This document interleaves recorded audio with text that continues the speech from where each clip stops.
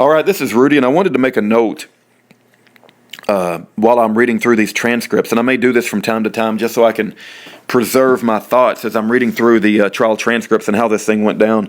But you have this Scrocky guy who's the prosecutor, and he was involved in the targeting of Muslim terrorists. I guess Anwar al-Awlaki, he had some followers, and so Scrocky has got this Muslim on the jury, and this Muslim knew about the case of the followers of Anwar al-Awlaki, who I guess were targeting 7 or 8 people, and they pled guilty, right? And so this Muslim was like the house sitter for a follower of Anwar al-Awlaki.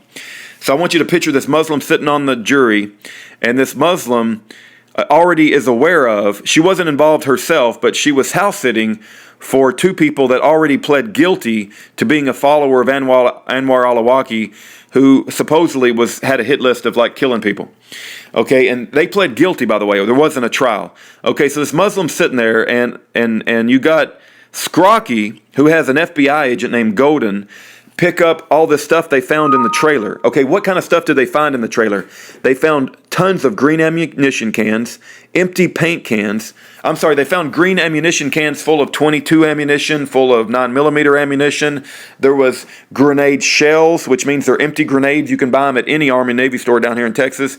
They found fuses, JB Weld, just stuff like that. Anything you would find in any redneck house at Texas. 9mm ammunition, .22 ammunition, black powder to make your own ammunition, empty grenade shells.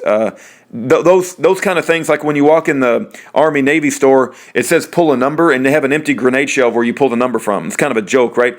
And so they're just making a parade of terribles, and they're showing like one bullet after the other and one grenade shell. It's not a live grenade, it's just an empty shell. It's like they got them around as paperweights, right?